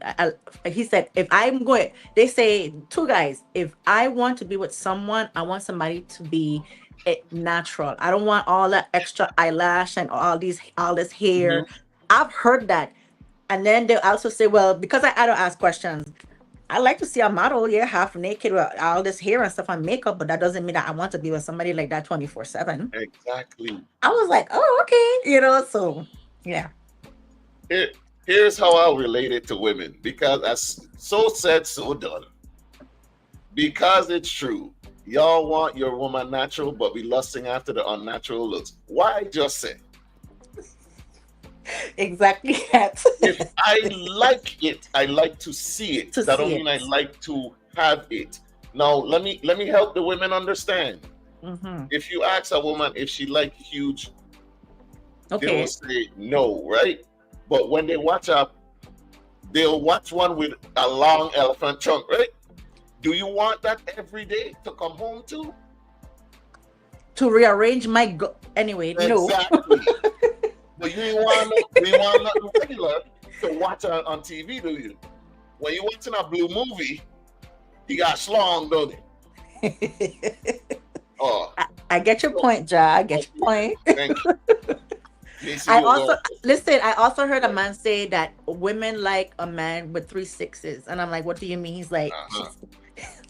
six feet. figures, Mhm. 6 feet tall and above. Yeah. And I said, you're right. You're absolutely right. But then we ain't gonna even get into that. That's 1% of men, but sure. That's point something percent of men. But okay, y'all all can have that point something percent. Here is my problem with the ladies, though, that always counter with that. Because they make it seem like women with natural bodies don't look good. Oh, Right. Naturally. Right. Like they're not shapely, like the ass Mhm. ain't fat, the waist ain't snatched, the boobs them plump. Like natural don't mean that they look bad or they flat and they unshapely. It just means that they wanted to have their original 100% natural body with them. Absolutely. So yes, nothing is wrong with if you choose to change your appearance, enhance yourself in whatever way you feel you want to. Nothing's wrong with that. But to just say like, oh, they don't want natural, like a natural person isn't somebody that looks good or shape good, because my shape is natural. I ain't keep it no way. But then again, but you see, that's the thing, right? Sorry to interrupt you. Social media has become that if you don't have a type, right? If you don't have that type of body, you're not it. And it's the mentality. it is. What we need to understand though, men and women process social media very differently. Very. Yes. We need to understand that. Like men go on there, like men. Listen, most men, right? Unless you are influencer or something like that, they won't change their profile picture for 6 years. Most men game like gaff. Did you know that there's a study that on Instagram, when a woman sees a woman that looks better than her in her mind, she gets depressed for a certain amount of time? You think men will feel that way when they see muscular in shape? You know what I'm saying? Do you think men have that same? No. No. We process it differently.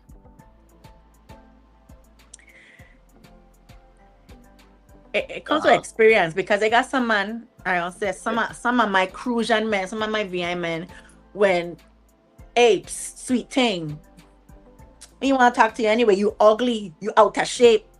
And then that'll get to some people mind, like, wow, I really look that bad. Even here in the States, I don't want to talk to you. You don't look even that good anyway.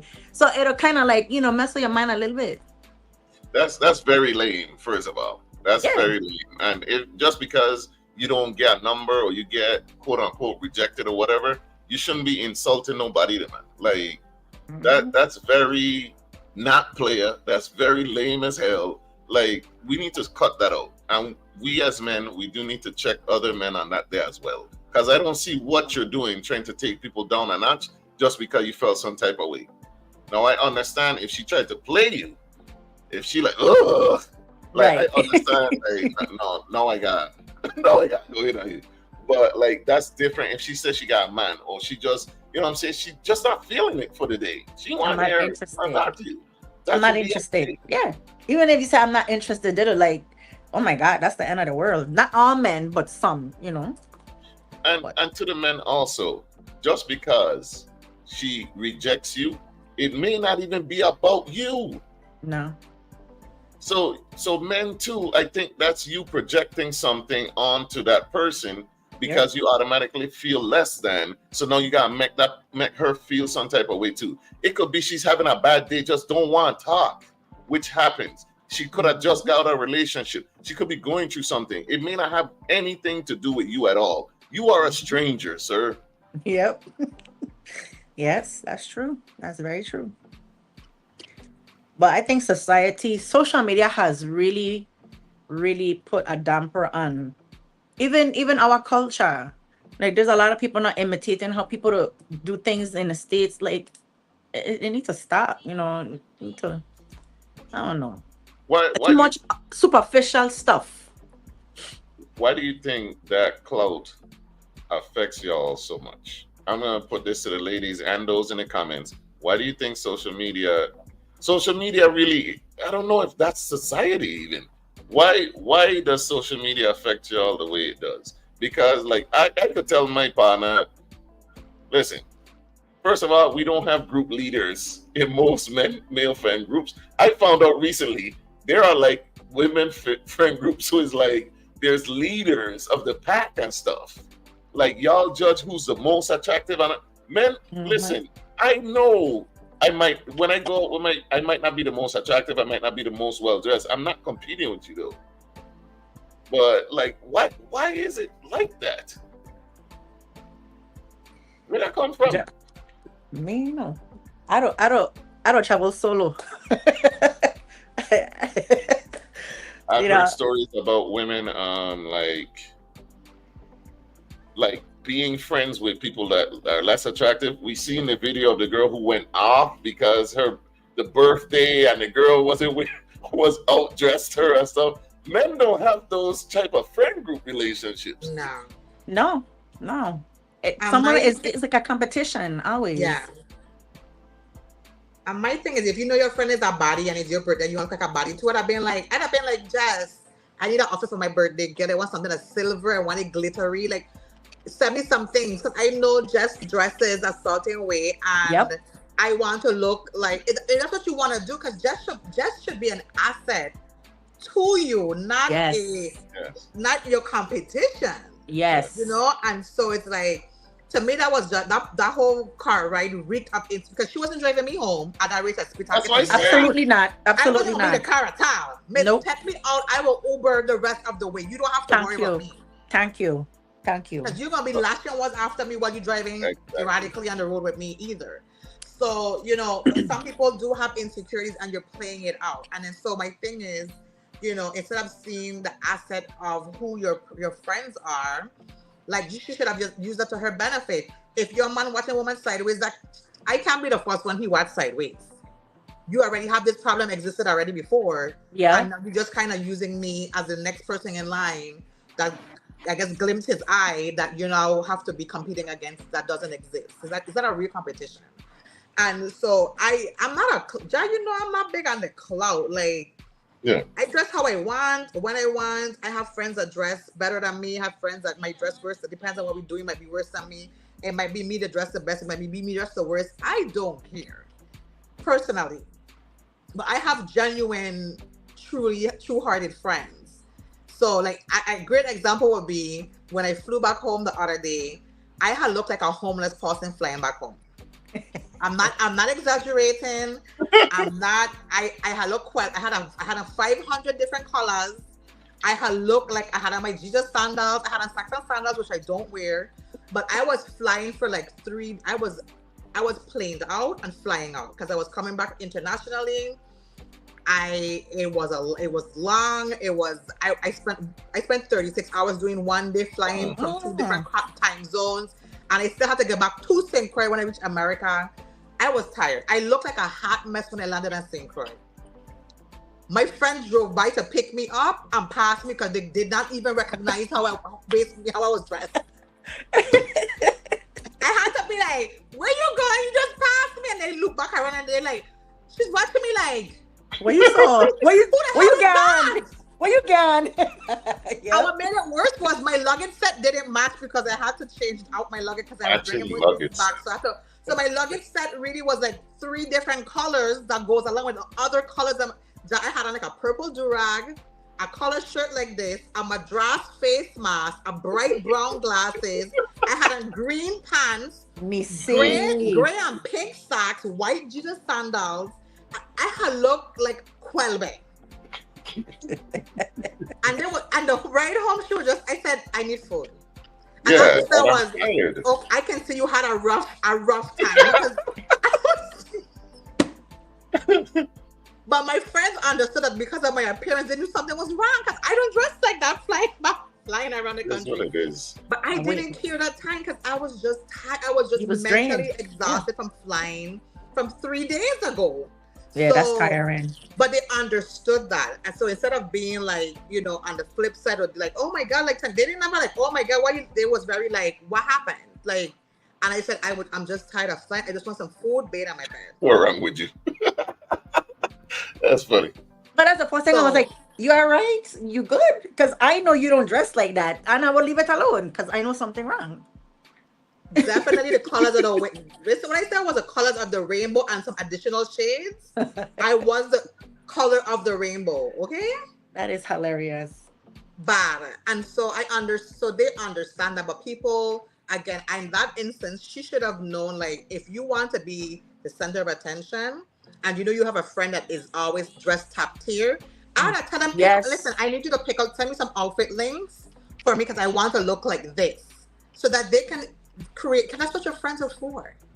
Back in the day, remember Marianne's and all them stores? Like, if I knew me and my friends would go out, all of us would go to the store, and if we had that one friend that used to know how to, put everything together, we would help each other. Yeah, this gonna look good, and that don't look. We would help each other. We talk each other out. Somebody would do the hair. Not now. Everybody like me. I would tell you, Neci, that don't look good on you. I go. Let me see your closet. That's how I am. I'm not going to let you go out that door with me in public looking like that. I am going to fix it, not make fun of you. But that's just, And I've done that, and people have done it to me. Like, "Where you going at that?" As you should, and I think that we should be able to as friends. But apparently, friendships differ all over. I'm gonna read these comments real quick, and then we're gonna stick on the topic of friendships for 1 second, because this is funny. And when men cheat, it's generally with the people they say they're not interested in, because she swallows and it's peaceful. All right. Be more peaceful, swallow more often. There you go. There's Jah's tip. Not all men should have no interest whatsoever in any woman of any type if you're in a committed relationship. I see that as a red flag, just my opinion, though. You should have no interest whatsoever. I ought to still see, like, fine men when you're in a relationship, right? You'll still recognize. Do they go outside? Are you guys, like, do you leave your home and go anywhere? Do you go to event? Because interest to me, if you're pursuing something, is one thing, but I can't pretend I out with my man and be like, I ain't gonna be disrespectful. But if I see somebody that look nice, I'd be like, "Oh my God, that man looks so good. He's wearing that outfit, or he's nice cologne, or blah blah blah blah blah." I don't think my man eye closed. I think that he got he's wandering in the street out there like. Right. What do you call that thing that they don't put on a house so they don't look side to side? Blinders.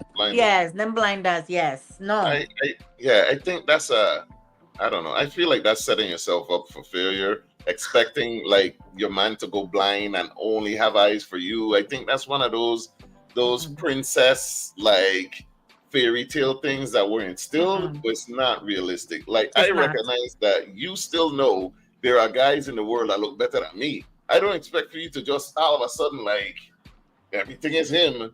I I could be wrong. No, it's like if you're going to an art gallery and see all these beautiful art, that doesn't mean that you want to buy all of them. Yeah. You recognize them. You can look. There are multiple good-looking pieces. Nothing wrong looking. Yes.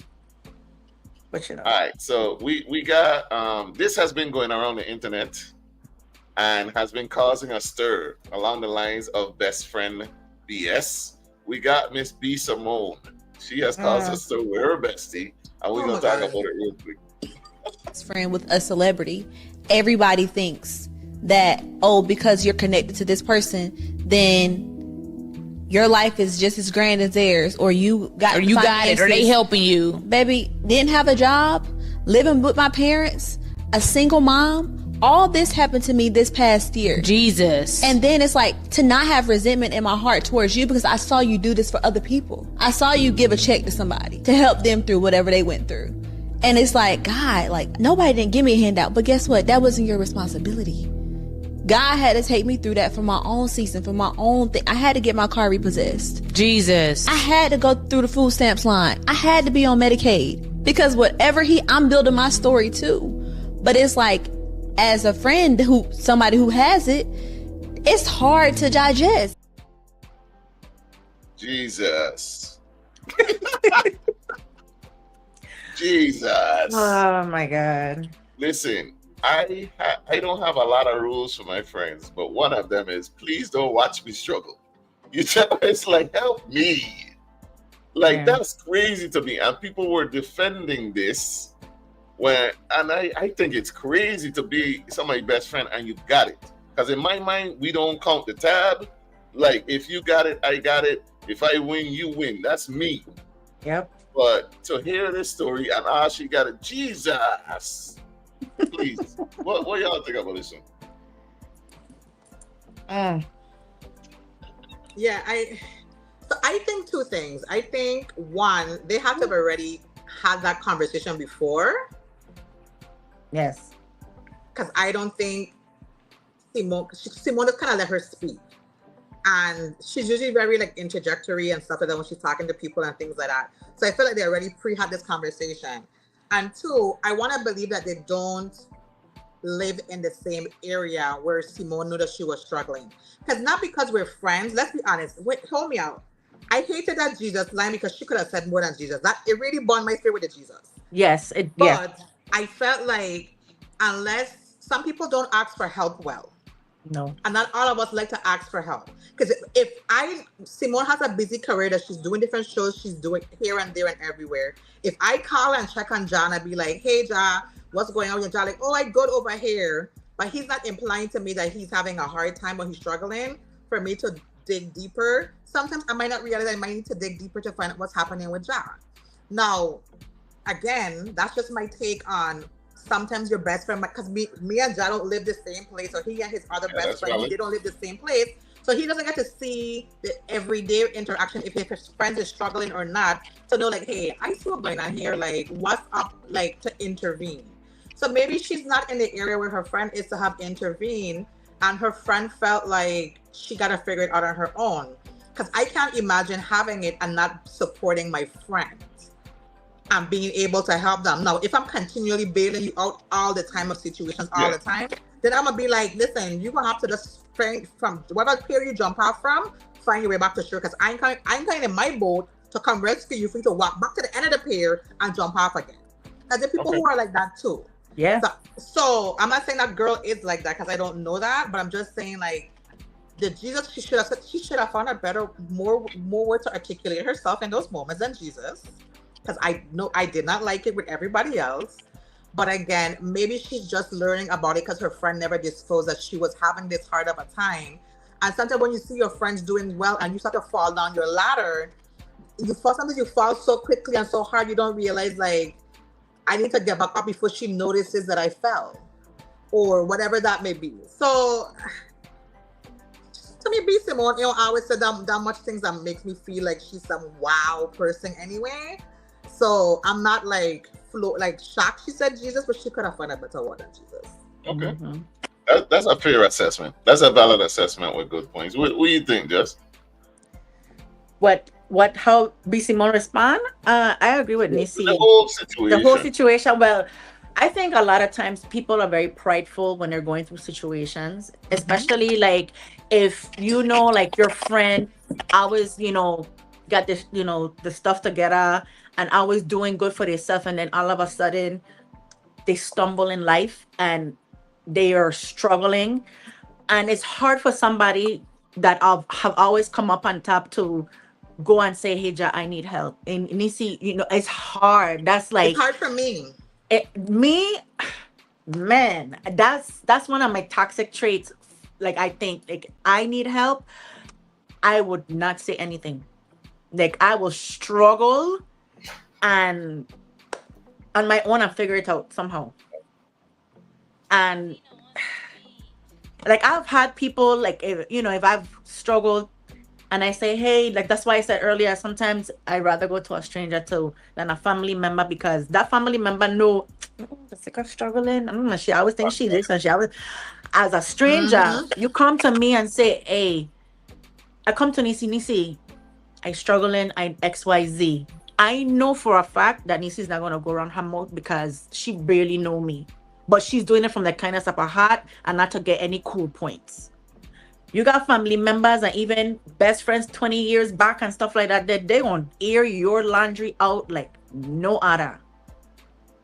But it's pride. To me, it's prideful, because if you know you're a person that always have their stuff together and all of a sudden you stumble and it's like, wow, I can't even go to B. Simone because she's this big thing and I don't want she think that I begging.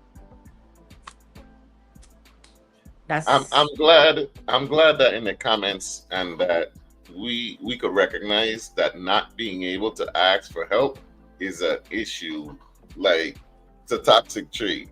You know what I'm saying? I'm glad that we recognize that as adults, because we ain't even got to cover that. We don't know. It's just a hard thing to break. It's a hard, and that there now, again, trauma, because somebody, like Jessica said, somebody went and told your business and all of that stuff, and now you hurt and you can't come out of that there, and you drowning and you can't even ask for a lifeguard. And then you got these friends that you see every day, or you might talk to all the time, or when you talk, it's, hey, what's going on? And you can't even tell them. And that's a strange place to be in. It's a difficult place to be in. So I'm glad that we could acknowledge at least that it's something that we should work on. Yeah. Because I mean, I have that same issue, because I've done a lot alone. You know what I'm saying? I failed alone. I've won alone. Like, I get it. I understand. No, I did feel that way when I first watched that video, and your points make me see it another way. So that's cool. Y'all right. Like, it is possible that they live far away. It is possible for your best friend not to know, and it to be that she just didn't tell her. So that's true. That's true. What was your original thought though? Give us a toxic Jah answer that you initially had, because we know it's Simone need to go in the trash. Like, I could never. You telling me, first of all, I would have been vexed if just now, as the best friend, only know you telling me, the man, like, why? And I had it, and you watching me give it to other people? Why would you do that? Like, I would have been vexed as the best friend. By right. Which is why I think that they talked about it before, because for her to discuss it on the show, Simone probably was like, you know what? Are you okay with discussing this on the show? Because people might be having this problem with their own friends, where they're struggling and they're not asking their friends for help. And I feel her limited response or interjection to her was giving her the floor to speak her story. Now, the fact that she said Jesus, it rubbed everybody the wrong way. Yeah, but I don't think that was her intention. Her intention was to be like, I'm allowing you to continue to tell the story of what you went through and how that impacts our relationship and so on and so forth. So nobody don't really like B. Simone anyway. It don't take much for her to rub people the wrong way. But I could see where the gap happened in that situation, because just in an instance, like, it could just turn into a real thing. Savvy says, "Hey, Petty. So Jesus would have been the sound coming from under my car when I find enough money to put gas in it." She said her car was taken in. Yes. Yes. She said she was on the food stamp line on Medicaid. And Medicaid, yes. And you went that far without asking your friend who is successful to be like, even if you still plan to do it and still go like, hey, that I need help is very hard. And we probably have to follow up with that on a different day, Jack, because that I need help thing is a struggle a lot of us face. And what tools do we need to really be able to vocalize when we need support? Because to go that far off the ladder, she wasn't even on the ladder anymore. No, she was completely off the ladder. Completely. So, and the other person that she watched and help her, she probably asked Simone for help, which is why Simone probably helped her. Yes. It looks like finally when she sat down and talked to somebody, but hey, maybe she would help you. Go ahead and ask. She might be willing to help you. And then she kind of like sit down and talk herself like, you know what? Let me call her. But it's hard, man. Let me tell you, it's hard. It's hard. That's a good topic to talk about. It's hard. Yeah, so we're gonna put that in the files. Something we need to talk about, asking for help. So this put the nail in the coffin for B Simone for me.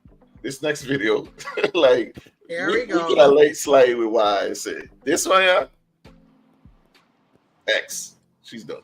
Recently, I have this opportunity, and I called you and I told you about it, and you were just like, okay. And you called me back. I called her right back, y'all. I was so convicted. I was so convicted. You were like, I didn't like how I felt when you told me that. And I was like, what do you mean? You were like, I don't know what it is. I'm talking this out in real time. But whatever it is, I don't like what I felt. And I said, did you feel jealous? And you were like, I don't think I feel jealous. Because we went through all the emotions. She's like, are you angry? Are you sad? Are you jealous? I was like, I'm not jealous because I don't want what you have. I'm sad and I'm angry and I'm upset that I'm not doing it with me. Yeah. Like, we're not working together. Yeah. Like, I don't have that.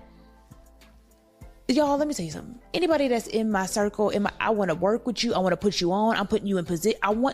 I like doing it together. You do. How can we do this together? How can we make money together? How can we build together? How can we grow together? How can we all pitch in together? How can we be millionaires I want to do it together. Yeah. And there was a point in my life where I had that and it was crumbled.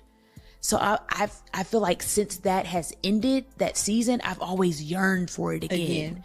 But it's just been a season of solitude for 2 damn years. Maybe the longest season ever. The longest season ever. Yeah. And I think, I know that's what it was. But I was so convicted. I called you right back. I was like, that's not right. Yeah. Like, your friend, she just told me she was doing something so bomb. Yeah. So great. And I was like, oh, okay. Like, I was like, that's disgusting. Yeah. This has to get out of my heart. For sure. Like, what? But if we just did that, nobody's looking for the perfect friend. Man. I just want my friends to be aware. And honest. I'm okay if you feel a little jealous. Address it and fix it.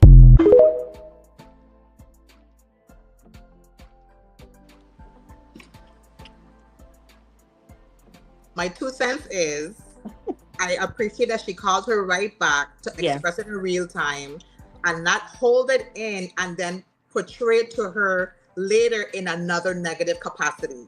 Because too many people do that too often. Yes, they don't tell you that they felt away, and then when you're doing things, and they'll be like, I can't make it. And no, she addressed it in real time and they dealt with it in real time. That's it.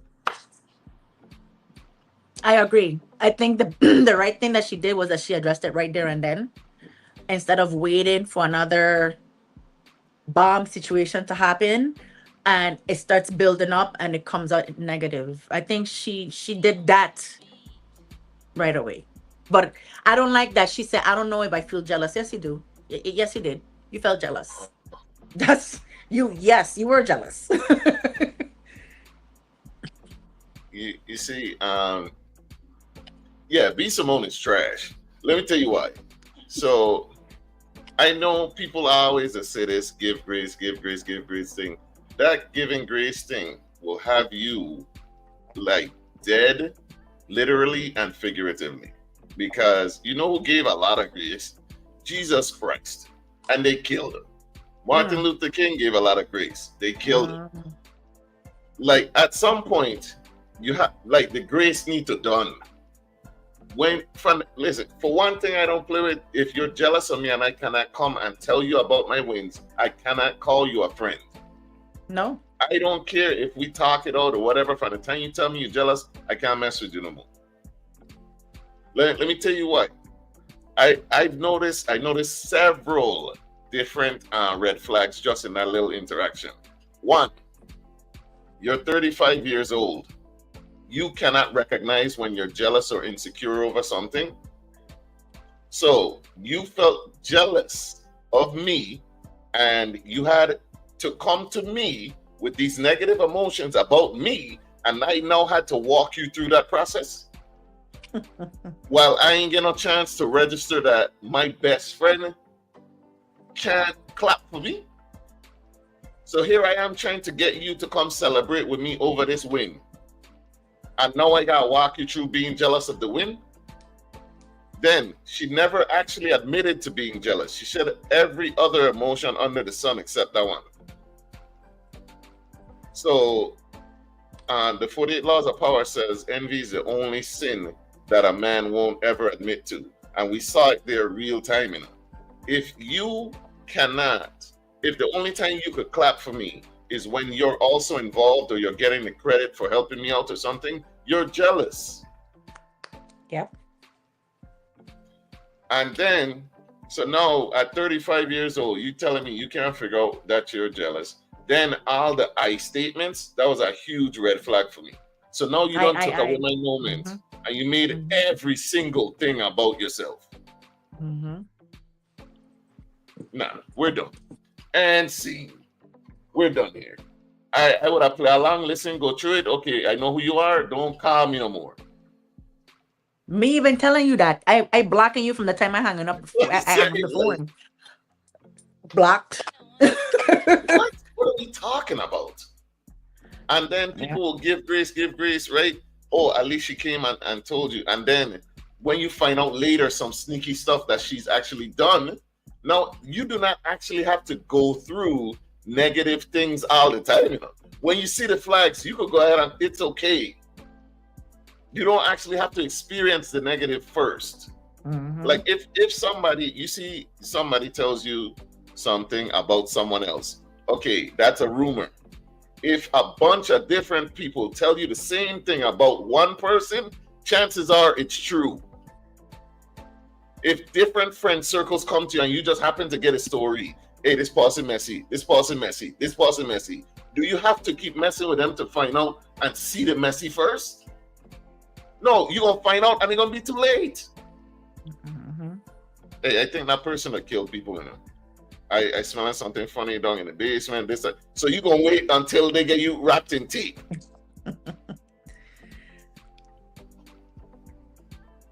But yeah, that's my take on that. She's trash. Your take is she's trash. She's so trash. Take her out. All right. But all right, this has been a dope episode. Thank you, Adrina. You remember to share the live, tell your friends, man. Let's get some final words. I think this was dope. Thank you for coming through. What final words you got for us, Jess? It's been 2 hours now. I appreciate you welcoming me because you know how I am, and I'm very antisocial. I don't mind doing it again. You know, I like topics like this. You know, intelligent people coming together and speaking on topics like this. So yeah, thank you Neci. I every time I get a chance to go on the live, I love how Neci interacts and stuff like that. So yeah. Jah, you a mess. Thank you. You're welcome. And listen, I love your earrings and your glasses are bomb. Thank you. I'll see the wall. Neci, what's your final words? Well, I just want to say thank you guys for coming through today and supporting the show as usual. We always appreciate you guys who join us from near and far. It was a good balance of topics today, so I don't feel emotionally drained with the negativity. But you know, when you find moments where you can breathe, relax, meditate, and detox, take them. Recharge, refocus yourself. Your energy is your own. It has to be distributed and balanced well. Balance your energy. You guys have a good week. Jess, thanks for joining. Appreciate you being on. See you guys next Sunday. All right. Once again, thanks for joining us on the #1 station in the U.S. Virgin Islands, 101.3 Row FM. We appreciate all of you again. Hey, what's in there? Neci for set it up, push number 66 and until I. Why is this thing still going on? Neci, listen, Neci. If she run for senator, listen, I will be your personal bodyguard. Oh, you hear it? You hear it? That's law enforcement done signing up behind it. Number 66. We're gonna have the best fish fry.